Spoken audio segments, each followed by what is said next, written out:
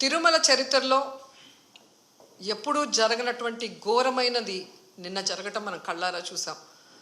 నిజంగా చంద్రబాబు నాయుడు ఎంత అసమర్థత పరిపాలనో నిన్న విషయం మనం చూస్తేనే అర్థమవుతుంది.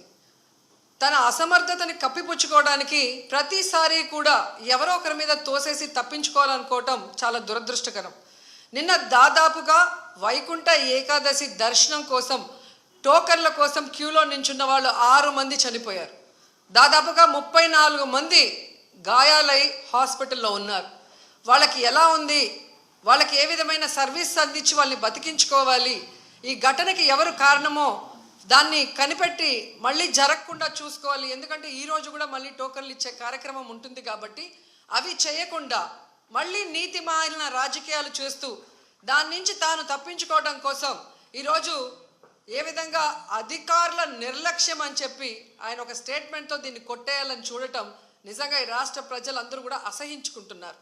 ఎందుకంటే ఈరోజు అధికారులను కానీ టీటీడీ పాలక మండలిని కానీ ఎవరు నియమించారు? ఈ చంద్రబాబు నాయుడు గారే కదా. మరి ఒక అసమర్థుడిని ఈరోజు టీటీడీ చైర్మన్గా పెట్టడం జరిగింది, ఒక అసమర్థుడిని ఈరోజు ఎస్పీగా పెట్టడం జరిగింది, ఒక కలెక్టర్ని అక్కడ కలెక్టర్గా పెట్టారు. వీళ్ళెవరికి భక్తుల మీద ప్రేమ లేదు, అభిమానం లేదు, వాళ్ళకి సర్వీస్ చేయాలన్న మైండ్ సెట్ కూడా లేదు.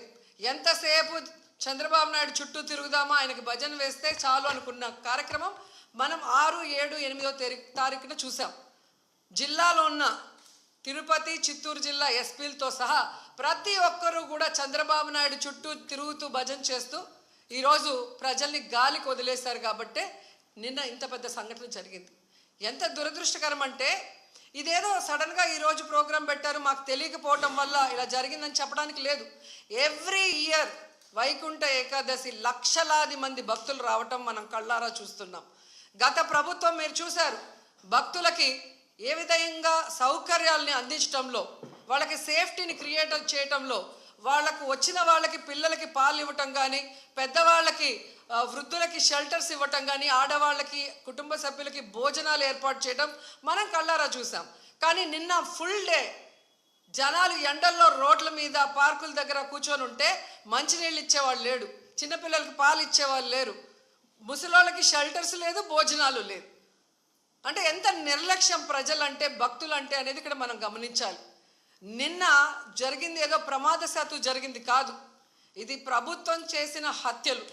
ఎందుకంటే చంద్రబాబు నాయుడు గారి నిర్లక్ష్యం, ఆయన నియమించిన టీటీడీ పాలక వర్గం, అలాగే దేవాదాయ శాఖ మంత్రి, అలాగే డిప్యూటీ సీఎం, అలాగే హోంమంత్రి, వీళ్ళందరి నిర్లక్ష్యం వల్లే ఇది జరిగింది. కాబట్టి వీళ్ళందరి మీద కేసులు, అంటే క్రిమినల్ కేసుల్ని ఫైల్ చేయాలని కూడా మేము డిమాండ్ చేస్తున్నాం. ఎందుకంటే మొన్నే మనం చూసాం, తెలంగాణలో ఒక సినిమా ఫ్యాన్ షోకి అల్లు అర్జున్ గారు వస్తే ఆయనకి సంబంధం లేకుండా తోపులాట జరిగినప్పుడు అక్కడ ఒక మహిళ చనిపోతే అల్లు అర్జున్ గారి మీద 105 BNS పెట్టడం జరిగింది. మరి అలాంటప్పుడు ఇక్కడ ప్రతి సంవత్సరం లక్షలాది మంది వస్తారని తెలిసి వాళ్ళకి సేఫ్టీ కల్పించి, వాళ్ళకి అన్ని సౌకర్యాలు అందించి, వాళ్ళకి టికెట్లు ఇవ్వడానికి క్యూలో ఏర్పాట్లు చేయాల్సిన బాధ్యత ఉన్న చంద్రబాబు నాయుడు గారి నుంచి, టీటీడీ చైర్మన్, పాలక మండలి నుంచి కింద స్థాయి ఎస్పీ వరకు మరి అందరూ బాధ్యత వహించాలి కదా. కానీ ఈరోజు ఎంత దురదృష్టం అంటే, ఇది పద్మావతి పార్క్లో 5 మంది చనిపోయిన ఆ ప్లేస్లో జరిగిన FIR. దీంట్లో 105 పెట్టాల్సింది వీళ్ళు 194 BNSS పెట్టారు. అలాగే విష్ణు నివాసం దగ్గర ఒకరు చనిపోయారు, దానికి కూడా 105 పెట్టాల్సింది 194 BNSS పెట్టారు. అంటే ఇది ప్రమాదవశాత్తు జరిగింది, ఏదో జారి పడిపోయి తొక్కిసలాట జరిగింది, దీంట్లో ఎవరు కూడా కావాలని చేయలేదు, మాకెవరికి దీంట్లో సంబంధం లేదు అని చేతులు కడిగేసే కార్యక్రమం చేస్తున్నారు. ఎందుకంటే వైకుంఠ ఏకాదశి దర్శనానికి వచ్చే భక్తులకి అన్ని సదుపాయాలు కల్పించాల్సిన బాధ్యత ఈ రాష్ట్ర ప్రభుత్వానికి ఉంది. ఈ రాష్ట్ర ప్రభుత్వం ఆ జిల్లా ఎస్పీకి, అలాగే కలెక్టర్కి బాధ్యతనిస్తారు, అలాగే పాలక మండలికి బాధ్యతనిస్తారు. సో వీళ్ళందరూ కోఆర్డినేషన్ చేసుకొని చేయాల్సిన పనిని ఈరోజు వీళ్ళు నిర్లక్ష్యం చేసి 6 మంది ప్రాణాలు బలికొని 34 మంది గాయాల పాలైతే ఎవరికి సంబంధం లేదు, ప్రమాదవశాత్తు జరిగిందని 194 BNSS పెట్టడం ఎంతవరకు సమంజసం? సో ఈరోజు నేను అడుగుతున్నాను, మొన్న విజయవాడలో హైందవ శంకారావం చేశారు, హైందవుల్ని మనం కాపాడుకోవాలి. మరి ఈరోజు ఇంతమంది హైందవ భక్తులు చనిపోతూ గాయాలవుతుంటే ఎక్కడికి వెళ్ళారు ఈ పీఠాధిపతులు? ఇప్పుడు బయటికి రండి, బయటకు వచ్చి తిరుమల పవిత్రతను కాపాడండి, అక్కడ చనిపోయిన వాళ్ళ కుటుంబాలతో మాట్లాడండి, ఆ చనిపోవటానికి కారణమైన ఈ ప్రభుత్వాన్ని, పాలక మండలిని నిలదీసి వాళ్ళ మీద క్రిమినల్ కేసులు పెట్టేంత వరకు మరి ధర్నా చేయండి. ఎందుకు మాట్లాడట్లేదు? అలాగే మీరు మొన్న చూస్తే అసలు లడ్డూలో కల్తీ జరగకపోయినా వీళ్ళు చెప్పిన అబద్ధాన్ని వీళ్ళ కూటమి ప్రభుత్వంలో ఉన్న బీజేపీ మాధవీలత గారు వందే భారత్ ఎక్స్ప్రెస్లో భజన చేసుకుంటూ వచ్చి ఎన్ని రకాలుగా మాట్లాడిందో మనం చూసాం. నిజంగా మీకు దేవుడి మీద భక్తి ఉంటే, భక్తుల మీద ప్రేమ అభిమానం ఉంటే ఈరోజు 6 మంది ఎవరి వల్ల అయితే చనిపోయారో ఈ ప్రభుత్వాన్ని నిలదీయండి. ఈ ప్రభుత్వంలో ఎవరెవరు ఈ చావుకు కారణమయ్యారో వాళ్ళందరి మీద మోడీ గారికి చెప్పి క్రిమినల్ కేసులు పట్టించండి.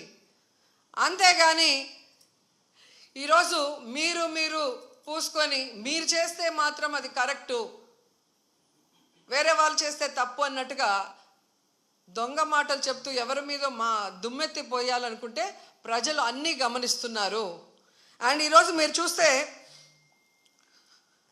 మోడీ గారికి కూడా మేము విన్నవించుకుంటున్నాం, మీకు భక్తి ఎక్కువ ఉంది కాబట్టి ఈరోజు తిరుమలలో జరిగింది పూర్తిగా చంద్రబాబు నాయుడు గారి ఫెయిల్యూర్, ఆయన నియమించిన అఫీషియల్స్, పాలక మండలి ఫెయిల్యూర్. సో వీరందరి మీద విచారణ జరిపించి దీనికి ఎవరెవరి నిర్లక్ష్యం కారణమో వాళ్ళందరి మీద క్రిమినల్ కేసులు వేసి వీళ్ళందరినీ లోపల పెట్టాలి. ముందు వీళ్ళందరితో రాజీనామా చేయించాలని కూడా డిమాండ్ చేస్తున్నాం.